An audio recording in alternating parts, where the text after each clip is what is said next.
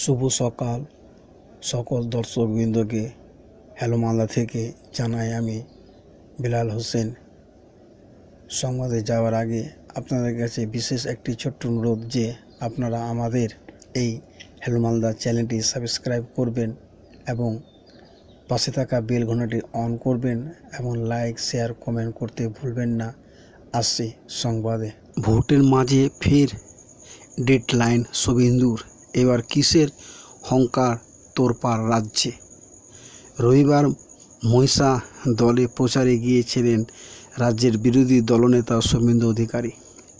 তমলুকের বিজেপি প্রার্থী অর্থাৎ অভিজিৎ গঙ্গোপাধ্যায়ের হয়ে প্রচার করতে এসেছেন তিনি। সেখানে দাঁড়িয়ে ফের একবার রাজ্যের শাসক দল তৃণমূল কংগ্রেসকে নিশানা করলেন নন্দীগ্রামের বিধায়ক। সেই সঙ্গে ফের একবার তৃণমূলের ডেডলাইন বেঁধে দিলেন তিনি। লোকসভা ভোটের আবহে সম্প্রতি আবাস যোজনার টাকা দেওয়া নিয়ে বড় ঘোষণা করলেন পশ্চিমবঙ্গের মুখ্যমন্ত্রী মমতা বন্দ্যোপাধ্যায়। আগামী ডিসেম্বর মাসের মধ্যে টাকা দেওয়ার কথা বলেছেন তৃণমূল সুপ্রিমো। তবে এদিন শুভেন্দুবাবু দাবি করেন যে ডিসেম্বরের মাসে টাকা দেওয়ার কথা বললেও ততদিন অবধি তৃণমূল টিকবে না। মহিষাদলে প্রচারে গিয়ে রাজ্যের বিরোধী দলনেতা বললেন, কবে টাকা পাবেন ডিসেম্বরে, ততদিনের মধ্যে আমরা পিসি এবং ভাইপোকে ডকে তুলে নেব। সঙ্গে থাকুন, আসছি পরে সংবাদ নিয়ে। 65 ঊর্ধ্বও করতে পারবেন স্বাস্থ্যসীমা নিয়মে বিরাট পরিবর্তন, মিলবে ক্যান্সার কভারেজ ও স্বাস্থ্য বিমা নিয়ে বিরাট আপডেট। থাক না আর বয়সের বাধা, এবার সেই বয়স্ক মানুষরাও কিনতে পারবেন স্বাস্থ্য বিমা, কারণ এবার থেকে 65 বছরের ঊর্ধ্বেও বিমা কেনা যাবে। মিলবে জটিল রোগের কভারেজ ও সম্প্রতি এমনটাই ঘোষণা করা হয়েছে insurance regulatory and development authority of ইন্ডিয়ার তরফ থেকে।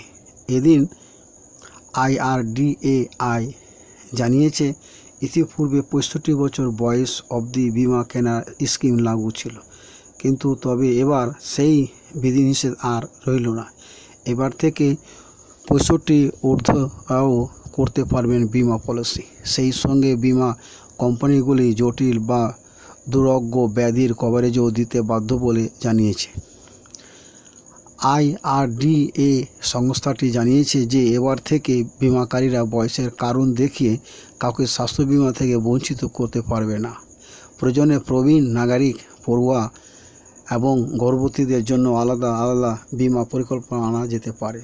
তবে কোনো পরিস্থিতিতে দেশের সাধারণ মানুষকে স্বাস্থ্য বিমা থেকে বঞ্চিত করা যাবে না। আসছি পরের সংবাদে। ততক্ষণে আপনারা হ্যালো মালদা বাংলা নিউজ চ্যানেলের সঙ্গে জড়িয়ে থাকেন। মহিলারা ছোটেন মাঠে ঘাটে, এদিকে প্রধানের বাড়ির জন্য 5টি শৌচাগার। মিশন নির্মাণ বাংলা প্রকল্প ঘিরে প্রশ্ন। শৌচকর্মের জন্য গ্রামবাসীদের ছুটতে হয় মাঠে ঘাটে কিংবা পুকুর পাড়ে। এর আগে একবার মিশন নির্মল বাংলা প্রকল্পের অধীনে গ্রামে শৌচাগার বানিয়ে দেওয়া হলেও বর্তমানে সেগুলি রীতিমতো ঝরঝর অবস্থা। দরজা ঝুলে গিয়েছে, সিমেন্ট খসে পড়েছে, প্যান ভেঙে গিয়েছে। ফলে শৌচকর্মের জন্য মাঠে ঘাটে ঘুরতে হচ্ছে গ্রামবাসীদের। কিন্তু এদিকে শুধুমাত্র পঞ্চায়েত প্রধানের বাড়ির জন্য নথিভুক্ত হয়েছে 5টি শৌচাগার। মিশন নির্মাণ বাংলা প্রকল্পের দ্বিতীয় ফেজে শৌচাগার তৈরির তালিকা ইতিমধ্যে বানানো হয়েছে। তবে পুরুলিয়ার বড়াবাজার গ্রাম পঞ্চায়েত সেই তালিকা নিয়ে বেশ কিছু প্রশ্ন দেখা দিয়েছে। কারণ পঞ্চায়েত প্রধানের বাড়ির জন্যই 5টি শৌচাগার নথিভুক্ত হয়েছে। বিষয়টি স্বীকার করে নিয়েছেন স্থানীয় পঞ্চায়েত প্রধান সবিতা নামাতাও। পুরুলিয়ার বড়াবাজার গ্রাম পঞ্চায়েতের অধীনে পড়ে রাজ্য পাড়া। এই পাড়ার ভোটারদের সংখ্যা প্রায় 1200। কিন্তু অতীতে একবার এখানে মিশন নির্মাণ বাংলা প্রকল্প শৌচাগার তৈরি করে দেওয়া হয়েছিল। আসছি পরের সংবাদে। হঠাৎ ঘূর্ণিপাতের হংকার, রাত পোহালে দক্ষিণবঙ্গে শুরু ঝমঝমিয়ে বৃষ্টি। কোন কোন জেলা ভিজবে? দিন দিন বাড়ছে তাপমাত্রা, তীব্র তাপপ্রবাহে জ্বলছে দক্ষিণবঙ্গ।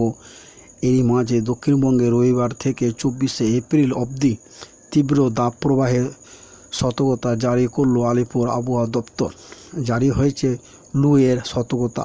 সকাল 11টা থেকে বিকাল 4টা পর্যন্ত বাইরে না বেরোনোর পরামর্শ দিয়েছেন আবহাওয়াবিদরা। বেরোলে ঘন ঘন জল পান, শরীর ঢেকে রাখা সানগ্লাসে ব্যবহার করতে বলা হয়েছে। দক্ষিণবঙ্গে কিছু কিছু জেলার তাপমাত্রা 45 ডিগ্রি পার করেছে।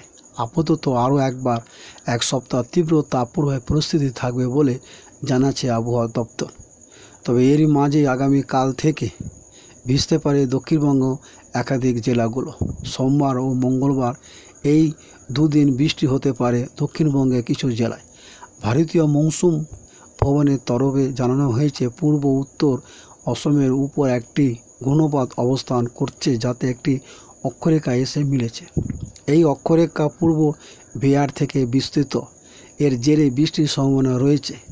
সোমবার মঙ্গলবার দক্ষিণবঙ্গের পূর্ব মেদিনীপুর, পশ্চিম মেদিনীপুর এবং ঝাড়গ্রাম এই 3 জেলায় বজ্রবিদ্যুৎ সহ হালকা বৃষ্টি হবে। আসছি পরের সংবাদে। হ্যালো মালদা থেকে বাংলা সংবাদ দেখার জন্য আপনাদের সকলকে অসংখ্য ধন্যবাদ এবং আপনারা সুস্থ থাকুন, ভালো থাকুন, আনন্দে থাকুন এই আশায় সংবাদ আপাতত এখানে শেষ করা হলো।